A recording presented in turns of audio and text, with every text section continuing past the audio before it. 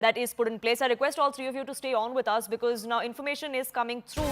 New Delhi, like I said, has been closely monitoring what's exactly happening in our neighborhood.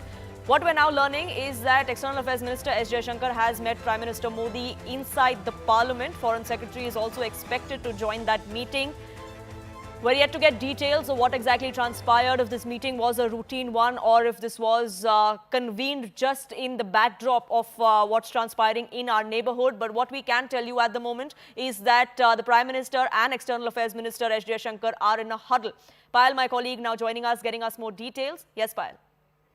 Poonam, just as we speak, also there's a meeting which is going on currently in the Prime Minister's office in Parliament, where the External Affairs Minister, Mr. S. Jaishankar, is currently there.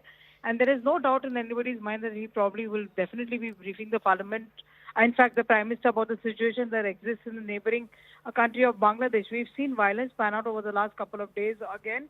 We've seen how the Indians had issued an advisory to, in fact, ask their students and ask the people to come back if they wish to. And of course, with this whole coup taking place that we saw over the last couple of hours, India will also be looking at various options because there could be obviously an influx of refugees, like our guests are just been saying that should be India's concern, biggest concern, especially in the northeast states, especially in places where, of course, the Bangladesh and India border has been pretty much porous as well. So we'll have to just wait and see what Mr. Jaishankar is able to brief the Prime Minister about the situation. Definitely, you would have taken note of all the details and is currently briefing that the Prime Minister of the country. Right, Payal, thank you so much for getting us the latest on that front. Our guests continue to be with us on this broadcast. Mazhar Khan, another concern that's been coming through both from inside Bangladesh and from outside is also who the successor is going to be and what that would mean to the Hindu community there.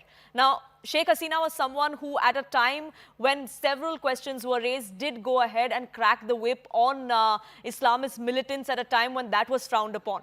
That's something that India had welcomed as well.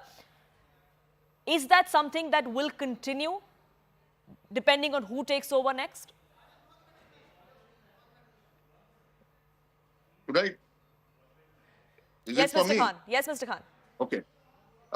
In fact, Bangladesh is the only country who is 99% capable to eliminate all the extremists and Islamic militants in country. So far, from 2004, you see, the major attack started in Bangladesh by Bangladesh Harkatul Jihad, Zamatul Mujahideen Bangladesh. That was a militant group.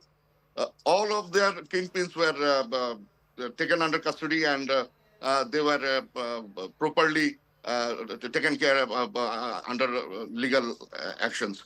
Till now, you see group, several youth tried to flee from their family and they tried to take militant training in our hill track area.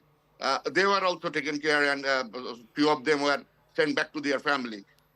So by nature or according to our heredity, Bangladesh is committed to take care of such militancy and other issues. So that is to be confirmed that in Bangladesh, any kind of form of government comes and rules the country, they won't allow such militancy or insurgents in our territory. We do hope that that kind of stance continues, but the risk, of course, is that countries like China could try and foment trouble, like we've seen Ashok Sajanhar, both in terms of Maldives, in terms of alternatively happening in Nepal as well. China blows hot and cold as far as Nepal goes, but Maldives for sure, Sri Lanka to an extent as well in some parts. In that situation, if the BNP, which is the principal opposition at the moment there, if we see the rise of the BNP once again there, is that something, is that tilt towards China something that is very much a present danger for India? No, absolutely, Poonam. I think it's not only a tilt towards China, it's also a tilt towards Pakistan. It's also the presence of the ISI there because BNP has been always very closely connected with the ISI, with Pakistan.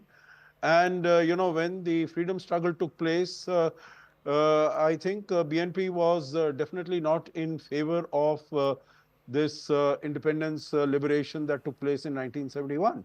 And also what happened in as far as the uh, uh, when the BNP government was there, at that time also, whether it was with the Jamaat-e-Islami, the Jamaat-e-Islami also has its own particularly extremist militant elements, and they were acting against India. So I think that's a very real danger that India has to be concerned about, India has to be mindful about, and we were able to get fulsome support from Sheikh Hasina when she was in power.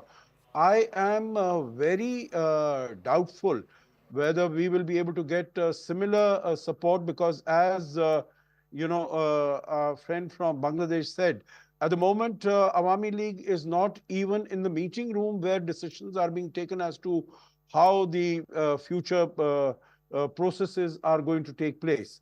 So I think the policies that Awami League has followed, there will be the pursuit of policies would be quite different, radically different from whatever it has been there. And, whether it is as far as there was also a campaign of India Out, which had been, taking a cue from what happened in Maldives, that was supported by China there.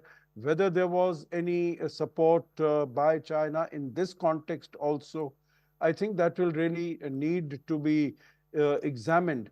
But I am not so sanguine and hopeful as our friend from Bangladesh is, that they will be able to control and follow same policies that were being followed by Sheikh Hasina to control the militant elements and fundamentalist extremist elements that have been active in Bangladesh earlier.